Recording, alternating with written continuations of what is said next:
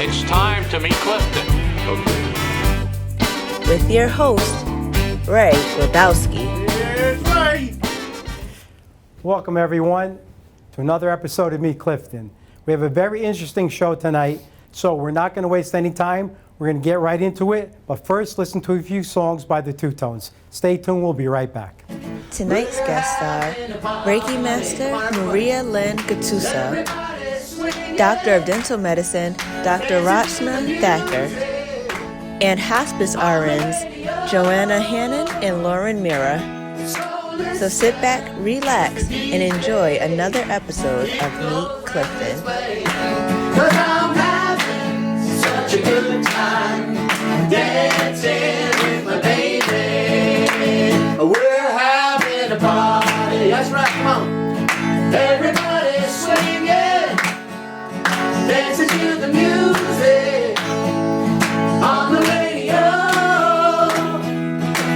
So listen, Mr. DJ, keep those records playing.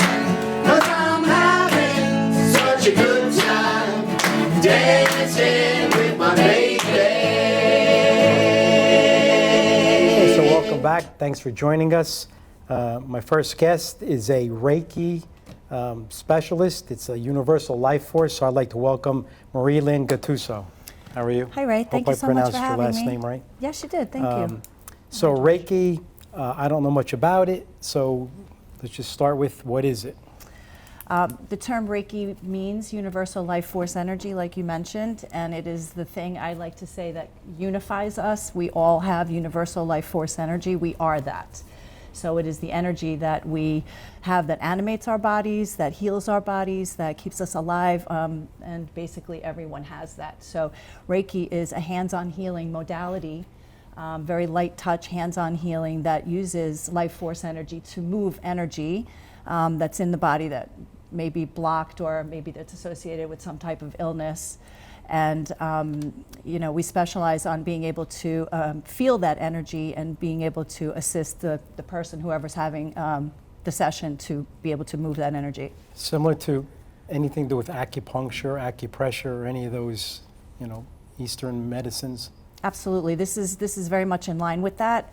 This is more hands-on light touch as opposed to going into acupuncture where you're using needles or going into pressure points, but it definitely works on the same system, the meridians and the chakra system. So it's very similar, except the thing that I want to impress upon your viewers is that Reiki is something that we all have, and that is something that we all have access to. You need to go to an acupuncturist or you need to go to a massage therapist to have them help you move your energy. But when you tap in through meditation and introspection, you can actually pull up that energy and use it for the things that you want to create more of in your life, like healing and joy and bliss, things like that. We live in a stress world, and they say a lot of diseases are brought on by stress, especially in our culture. Does this have any effect on stress? People with stress, would they come to you for something like this? I'll be honest with you, I cannot agree with you more, and I think this is probably the most timely thing that we could be talking about, because people have reached an exponential level of stress and they do not know what to do. I see people on a regular basis and they are really ready to have an anxiety attack kind of right in front of me, and that's really scary. And something as simple as taking a deep breath can bring you back to producing more serotonin in the brain as opposed to cortisol, which is what stress produces. The hypothalamus, not to get into it too much, but the brain is so addicted to stress that it keeps creating this cortisol effect. But as George is doing here, taking a deep breath, just taking a really good, clean, deep breath, inhaling and exhaling can really reverse that quickly. The other thing that Reiki can do is just to teach you how to, soothe yourself. Put your hand on your heart, put it on your core, take a deep breath, calm yourself down. It's time, it's really time, and this is something that we all have access to. You can learn it, you can become it, you can do it, and you can share it with other people. And we need more of that right now. Okay, so we're talking about Reiki. So I come to see you for this. What's the process? How does this work? And now George has questions. Is it a massage thing, George? I got a question. Are you fully clothed or are you naked while you're doing it like a massage? No, you're not fully naked like a massage. I don't know where you go for massages, but no, you keep your clothes on. It's actually preferred, and this is a light hands-on touch. So there's going to be some movement over the body and some light touch on the body. And when you come, you're basically going to be scanned. I'm going to scan you. And when you have inflammation and you have some type of disease in your body, an inflammation, it's going to radiate. This universal life force energy that we are, if it's out of balance, it's going to really kind of come out of you more than, let's say, if you were in balance. And that's really what I'm looking for, is things that are out of balance so that I can put them back or help you, show you how to put them back into balance. So when you come, we scan you, and then we'll spend some time in specific areas, maybe that are a little bit more inflamed, or just in general to give you the healing energy through your whole body, through mostly all of your chakras, your chakra system. If you don't know anything about that, that's another story, but they work very well together. Okay, so someone comes to see you and then you go through this process. Is it something that could work instantly, or is it, is there many sessions, or you can get a everyone's really different? good, I'm sorry, I mean to interrupt. You can get a very good result in a very short amount of time. People come in at a certain level, they're going to leave feeling a lot better almost instantly. It's like a mini vacation. You might feel like you had a 4-hour nap, and the effects of it actually last. It sustains, it stays with you for a while, and you can build on that. So if you come in and you're feeling anxious or stressed and you have a good experience, go home, take advantage of that, do more meditation, kind of look internally so that you can start to develop that energy yourself, and then you can keep yourself at that level and not need to come to a Reiki master or someone else. Why I find it's interesting is because we hear a lot of talk about anxiety, panic attacks. It's prevalent all over the place. You talk to people, I have anxiety, I can't do this, I can't do that. Is this something that can help that? Because that's a pretty big issue, and I hear from a lot of people. So I'm not too sure if Reiki would be something that... I want to make it very clear that stress and anxiety are really fear-based, and they are something that you can absolutely control with something as quick as breathing. And I'm not trying to say that you can control all anxiety attacks with breath, but it starts with consciousness and with slowing down and with soothing ourselves. So yes, it's a process. After the first session, you're definitely going to feel better, and you're going to have some tools that maybe you didn't have before, and some techniques to help you going forward so that you can reduce the stressors. Nothing's going to change really outside of you. It's all within. So that's where the healing begins. And I firmly believe, and I want everyone to know, that they are their own healers. We just kind of shine a light on that for them. So how did you get involved in this? Because just to get a little personal, I'm really glad you asked me that question, because I needed to heal. I had some traumas and some pains, and I was in a lot of pain, and I wanted to know how to heal. And that's really how Reiki was even started over 100 years ago with Dr. Usui, who created the hands-on healing modality and the hand postures. He wanted to help his students, teach them a way to heal, because they wanted to know and they were asking. And so this is as timely as it was 100 and some odd years ago. That this is the future, even though it's actually based in the past and in the East. How much training does it take to become at the level you're at? It takes some training, and it takes some practice at this level, because I've been practicing for a really long time. Okay. So, and you can do a Reiki 1 class in a relatively short amount of time and make a minor investment, and you can really build on that. I've been doing this for over 20 years as a Reiki master and an energy worker, so it's kind of evolved. I would love to see more people doing it, and don't be afraid of how long it takes. Just jump right in. Right, because you have to start somewhere. You have to start somewhere. This is a great start. And my last question here, and I think maybe you gave it to me, what are the 5 Reiki principles? The 5 Reiki principles are important. They help to relieve stress. Okay, so the first one is just for today, and it's always today. Do not anger. So for some people that might be really difficult, and for some people that might be relatively easy. But if you anger, you're going to open up a door that you may not be able to shut. So do not anger, just for today. And the second one goes well with that one also. It is do not worry. Took me a second. I know you don't have it written down. No, I don't. Do not worry is the second one. Do not anger and do not worry. And the third one, and you asked me about anxiety, and I love this third one, It's be grateful, because gratitude will get you out of an anxiety attack and out of a stressful situation. If you're having an internal situation where you're upset, gratitude will shift you to a real place of neutrality where you can start to breathe again and build yourself up. So do not anger, do not worry, and find things to be grateful for and focus on them, you know. The fourth one is do your work with appreciation and honesty. If you're being ethical and you're honest, you're not going to have much to worry about, and you probably won't be too angry either. Okay. Okay, and then the last one is be kind to every living thing. Okay, those are also. Those are the 5 Reiki principles. They seem pretty basic and simplistic, but I promise you, for some it is difficult. And I challenge you to, just for today, don't be angry, don't be worried, and be grateful, and be kind, and all that great stuff, and open your heart.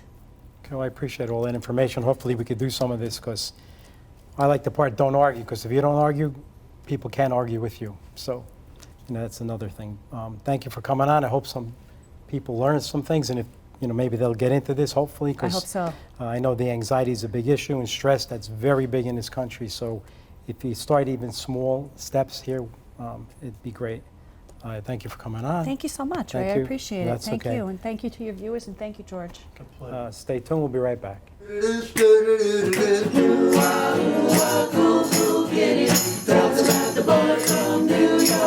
Oh yeah, come on, get it. Tell us about the boy from New York City. He's kind of tall. He's really fine. Someday I hope to make him my own mine. And his name and oh so sweet. And the way he looks at me sweeps me off my feet. Ooh-wee, you ought to come and see how he walks, yeah, yeah, and how he talks, yeah, yeah. Ooh-ah, cool, cool kid. Oh yeah. Okay, welcome back. Tonight with us we have Dr. Rachna Thakur, who is a DMD, which is she's a dentist, right? Doc? Yes. Okay, I'd like to welcome you to the show. Yes. Tonight we're going to talk about a very important topic, oral hygiene and gum infection.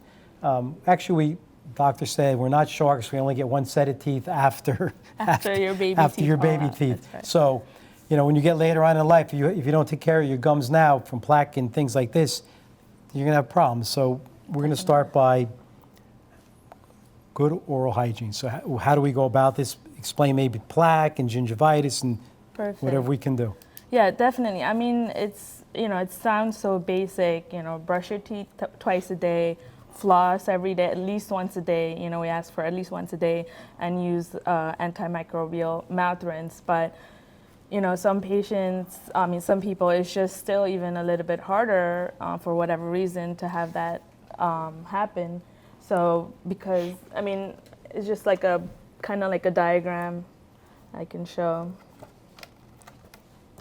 Yeah, maybe on something, the effects of not brushing properly. Yeah, exactly. Just even, you know, proper angulation of using a toothbrush. You know, most of my patients, when I see them in the office, they're like, I'll ask them, how'd you brush your teeth? And they're just like, yep, up and down, you know, in the back, and that's about it. So it's a little bit of a surprise when I'm talking to them how to brush, you know, how to angle the toothbrush, how to floss. You know, even flossing, it's a little bit of a technique. Now they have newer things for a lot of people with, you know, manual dexterity issues. They'll have floss threaders, right. So it's easy to get all the way in the back. But, you know, they're basic things, but sometimes they're a little bit missed. So if they don't get that done, if they don't do that on a daily basis, what forms is basically what it's called plaque. So what is plaque? Basically what happens is there's normal bacteria in the mouth all the time. Right. So even if you brush every single day, you'll still have normal bacteria in there. But what happens is if it's left uncleaned, the food and the drinks that you drink, they'll turn into this like film, this substance that coats your teeth. So, you know, that's basically what plaque is, like a colorless, you can't really see it. Right. It's like a sticky film that coats your teeth, and it has bacteria in it. So what happens if that stays on your mouth for a long amount of time? That's basically what it leads into gingivitis. So let me show you a little prop. Okay, so. Now, when you get in the plaque, and if it's not taken care of, can you cause recession in the gums? So that's the early, like one of the early stages. The recession happens, first you get gingivitis. So Right. you still don't have recession yet. Right. So basically what gingivitis is, the gums get really tender, they start bleeding easily, because what happens is the bacteria start eating at the sugars, and then they start producing minerals, and they start demineralizing the tooth, meaning like kind of breaking down the tooth structure and the gum structure. Right. So then, and your body's trying to fight this bacteria off. So it starts causing, it also releases substances that cause this inflammation. So basically gingivitis means gum inflammation. Right. The gums are just reacting to all this bacteria. Okay. So you don't get recession yet until you go into more severe, because gingivitis is reversible. So Right. if you get back to the dentist, if you maintain that A oral cleaning, hygiene. though, should be a minimum of once a year, right? Or more? We say twice. Twice a year? Yeah. The ADA, which is the American Dental Association, recommends to get a cleaning at least twice a year. Okay. That can control the amount of Right. things building Because up. obviously you're going to wind up with gingivitis and then periodontitis. Periodontitis. Yeah. So that's periodontitis. Basically, the word perio means gums. And also, again, around the gums, around the gums. And itis usually just means inflammation. Okay. So now gingivitis is just the inflammation of the actual gum, but now periodontitis is inflammation all around the actual tooth. So you're talking about gum, bone, the actual tooth. Is that an infection? So basically, that's infection it's like when gingivitis gets really bad, Right. it turns into a bigger infection, which is periodontitis. Okay. So gingivitis you can still come out of. Right, It's clean the reversed, so you teeth can and- clean it. right. But once you start getting periodontitis, there's actually stages of it. There's early, you get moderate and advanced. So Right. with the early stages, that's when you, like you said, gum recession. Right. So you'll start seeing signs of gum recession. And also what happens with that plaque that I was talking about, if it's not cleaned off, the bacteria in the plaque will start depositing minerals into that little, it's like a cocoon, Right. So it becomes hard. It becomes, I don't know if you've heard of tartar. Oh, yeah, sure. Right? Of So course, that's they scrape it off your teeth. exactly. At that point, that's what periodontitis is, Okay. because it's something now, it's not reversible anymore, because Right. you can't clean it off now. So once this happens, then we're in trouble. Exactly. That's irreversible. Irreversible. Periodontitis is So irreversible. if this happens, though, I'm sure as an infection, it also can affect other parts of your body too, right? Because the mouth. Exactly, yeah. There's a big connection between the mouth and the body. We call it the oral systemic link. So basically, sometimes patients come to me and I'll check medical history and I'll see history of diabetes, hypertension. In other cases, I'll see medications like, for seizures or for calcium channel blockers, which are like basically medication for hypertension. Right. These things, when I start seeing a list of those things on the medical history, I already know that I'm going to start looking at the gums, because, for example, for diabetes, the gums will, the gums can heal themselves. Like, if diabetics get gum disease more frequently Right. than just patients that don't have diabetes, because, patients that don't have it, their body can still fight off the bacteria that's in their mouth. But with diabetics, everything is compromised, so Okay. including the mouth. So you can tell a lot. I can tell a lot from someone's mouth. from somebody's medical history. So that's the link. I can Right. see. And the other thing I was saying is medication, like the calcium channel blockers. They have a bad side effect. They make the gums really puffy, Yeah, and yeah. so it collects more plaque in there. So a lot of medical issues. And then they've even found that bacteria that is seen in the mouth, they found that patients with heart disease, the plaque buildup in the heart, Right. they're similar. I've heard that a lot of Yeah. times. People, that's why they always ask for an antibiotic, maybe Yeah, prophylactically. exactly. A lot of because yeah. it affects the heart. Oh yeah, a lot of like heart transplants or appliances that are put in the heart. We always have to do antibiotic prophylaxis so that those appliances don't get So infected. I think what people should know is that, take care of your teeth.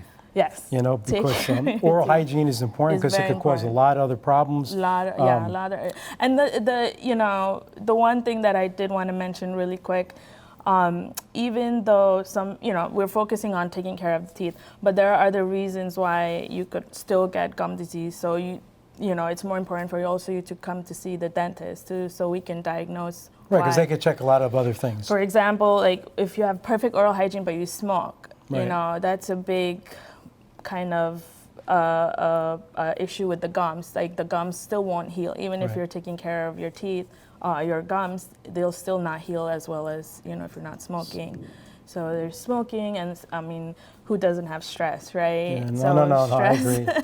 There's a lot. Yeah, a lot of other things that can affect it. So what I do is I try to go down like a list of things to see, if there's any other reasons why patients have that. Doctor, I appreciate it. You're welcome. This is very important, oral hygiene, because you don't want to wind up older and having no teeth or Exactly. other medical problems. So thank you. I hope people heed the warning, Yes. or at least go to your dentist and let them check you out. Definitely. Thank you. I appreciate it. Thank you so much. Thank you for your time. Thank Stay you. tuned. We'll be right back. Hello, Clifton and friends. Welcome to the updates. I'm Sharon Corbanix. I'm happy to bring you all the fun stuff that's happening around town. Now, there's going to be many Christmas tree lighting. So on Friday, December 6th, the Lakeview section will have their Christmas tree lighting at 5 p.m. Historic Botany will be at 6 p.m. Santa will be there and a free Christmas gift for each child. So please bring your children out and enjoy the night. Main Avenue will have theirs at 7 p.m. and Santa will be there as well.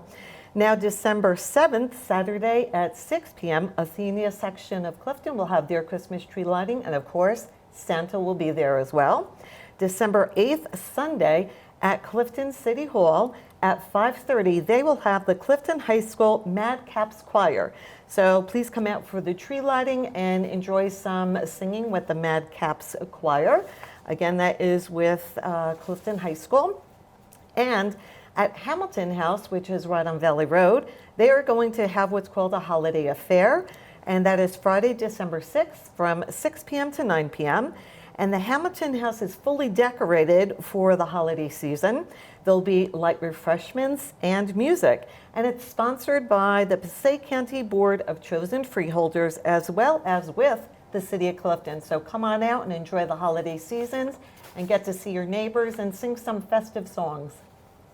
And I'm Lisa Farrar. I'm here with Clifton Cable. Clifton Cable invites you to feel the holiday spirit with your favorite holiday photos. We'd like you to share photos of your holiday culture, traditions, and family fun with us here at Clifton Cable for a chance to be featured in our on-air holiday slideshows. Your photos can include family photos, photos of your pets, vintage photos of you celebrating throughout the years, any of the holidays that you celebrate throughout this season. We like to share and celebrate with you. You can send those photos to Clifton Cable at cliftoncable7740@cliftonnj.org, and we'll be accepting photos through January 1st, 2020. So come on out, enjoy the holidays, enjoy your families, and we wish you all good health and happiness. So looking forward to seeing you throughout town. Thanks for watching. Welcome back. My next two guests come from Valley Hospice. We have Joanna Hannon and Lauren Mehra. Valley Hospice, two RNs are going to join us today. We're going to talk about something very important, hospice. It's a topic that a lot of people don't like to talk about, but we think it's important to learn the facts and how it really can be helpful. So welcome, ladies. Thank you. I appreciate you coming on. Let's start out with the definition of hospice. So hospice is a medical specialty that deals with providing comfort and care for those folks who are looking at life-limiting, end-of-life situations. It's a question of whether you, what kind of treatments you may want to pursue, sometimes folks say, I don't have a treatment option, or I no longer wish to pursue treatment, and they turn to hospice to say, give me the best quality I can have for what I have left. Right, so, people hear the term hospice, they have a loved one that's sick, or someone doesn't necessarily have to be facing cancer. It could be anybody who's probably approaching the end of life or some other problem. What does hospice provide? Like, you call and now you come in, and what happens? What will happen is when you call us, first off, we'll basically take you by the hand and pretty much tell you what we need to do. We'll take care of things for you, but what will happen is a nurse will come to your house, look around, see what you need, determine how we can help you, sit down with you, with the person involved, with the family, and say, how do you see this going? What kind of care would you like? What are your goals? And we work towards trying to reach those goals with you. Right, so let me backtrack here. When's the right time to call? Like, how do you know when it's time to call hospice? That's a tough one, because we find one of the biggest things we're up against these days is people wait so long that we're coming in very near the end, and it's almost like trying to do 6 months worth of care in 6 days. It really comes down to personal decision, but there will be times when the doctors will say, I've done what I can, this is what I recommend. But there are also times when they'll say, you have options. You can do this treatment, or you could consider comfort care and hospice. Right. It's reaching deep down and kind of saying, well, what do you as an individual want to accomplish? The other thing is to ask the doctors when they offer a treatment, what will the treatment give me? How much time and how much quality of life will I get? Will I lose quality of life because I'm doing these treatments? Right, because I think a lot of people assume that when you call hospice, that you're ready to say, okay, listen, there's nothing we can do.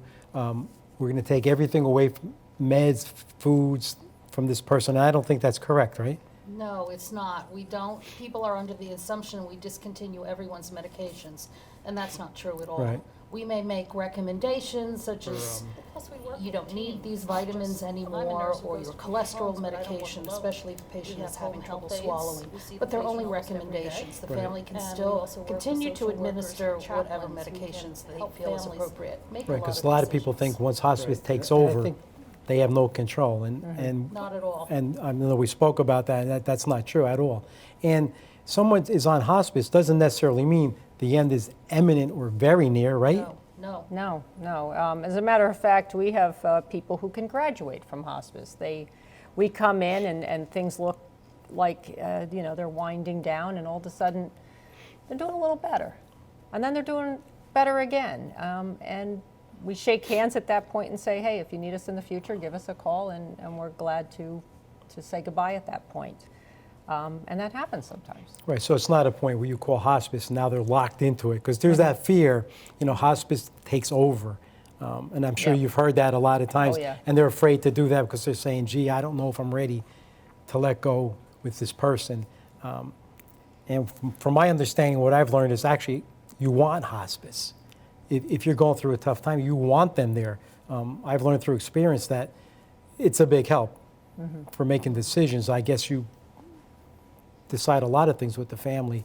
I guess just like comfort or Well, plus we work with a team. It's not just, I'm a nurse who goes to people's homes, but I don't work alone. We have home health aides who see the patient almost every day. Right. And we also work with social workers and chaplains who can help families make a lot of decisions. Right, and I think they want the help, because no one wants to go through this alone. And even though you have family members, you need guidance, because you don't want to make the mistakes that a lot of people do. And I think that's why they would call you. So they make the phone call, and you come out. Yeah, what happens is when you make the phone call, first off, one of the first contacts will be someone in the office who will kind of do a pre-interview and kind of find out what are you looking for, tell your story, and then arrange for us to come out actually to the house. Who would you want to be there for that initial meeting? Because maybe you want to get some family members in. Who should be there to hear these options? And that's sometimes what that first meeting is. It's options. I may I can see that, yes, we could take this road, or there's this road, or there's this road. A lot of times I'll sit down with somebody and say, here are the 3 options I see. Let me just guide you through how these scenarios would go. And then at the end, I step back and I say, it is your choice what we do next. And that's one of the times that I don't think people get that all the time in medicine, where you get someone to come in and say, here's your options. Now what do you want to do? And turn it back to them to say, where do you see this going, and what would you like? That's why the team approach works, like Lauren was saying. Nurse, social worker, chaplain, home health aide. We also have down the road as things evolve, we have art therapy. We have a whole art therapy program for kids. We have some music therapy. Any way we can kind of support that family and help them on what I refer to as the journey. Because it really is a journey. It's where you're going. Right, and It's how you don't know what the outcome's going to be. Yep. I mean, you can't predict. I mean, you never know. Things turn around sometimes. Yeah, that's why I said some people come off the surface. And how does this work? Let's say family members or someone close. Is there counseling for them? That's a lot of the support. I mean, there is the person, the individual who's involved and who's on this journey, but there's this whole support of family that has to go with them and guide them. They've never done this before. Right. We've guided many families. So we can take that information to them and say, hey, that thing you told us about, that's normal. And to be reassured that, yeah, okay, that's normal, good. All right, what I'm seeing is expected. And we know what to do about it. Right, because I know there's steps the person goes through, and if you've never been through it, it can be pretty scary. Yeah. And I know if you're cool, you can say, no, like you said, well, no, this is normal, this will happen. Or what's the effect of this medication, or what can I expect? I think that's what the family or someone close to someone needs. And sometimes the family members will get alarmed because the patient's not eating anymore. Right. That's a big thing. We show our love through food. Yeah. And especially with certain families, like, Italian families, everything's about about food, food. getting together for cake and coffee. Yep. And we let them know that it's normal for them to stop eating at a certain point, and it's okay not to feed them. Right, so if someone wants to learn more about the hospice, could they contact, I guess Valley would be one place they could contact? They just make a phone call, right? You got to pick up the phone, and that's probably the scariest thing you have to do, is at some point you need the information, and we know how hard it is to grab that phone and make that call. Right. And because, it's the modern world, we're also online, websites. No, and I appreciate this. I know this is a tough subject, but I mean, I've been through it, and I know that it's the most helpful thing you can do when you're going through something is to call hospice, because it's satisfying to know that someone knows what you're going through, because it could be a scary time. I can only say to people at home is, if you have a situation like this, don't hesitate to call, and like you said, maybe call sooner than later, because you don't want to say, okay, it's this or it's that. You need help all the way around, and it's better to call earlier so that you don't make any mistakes. And also so you get to know your team members. Right. And you develop a relationship and you have trust. Because you're going to call if you need them, and it's very important. I think it's very helpful. I can't stress that enough. I'd like to thank you both for coming on. If there's any questions, please contact anyone about this.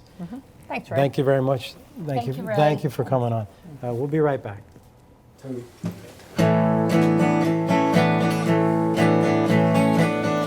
Up on the roof, this whole world started getting me down, and people are just too much for me to take. I climb way up to the top of the stairs, and all my cares just drift right into space. On the roof, the only place I know, where you just have to wish to make it so. Keep telling you and right smack dab in the middle of town. Okay, well, that's our show for tonight. I'd like to thank everyone for tuning in. I'd like to thank my co-host, George, for helping out. We learned a lot of interesting Yes, we did. information tonight, so Yes. hope we can put some of it into practice. We'll see you next time, but in the meantime, be good to your friends and family, respect your neighbors, keep Clifton close to your heart. This is a great city. Thank you, God bless, and good night.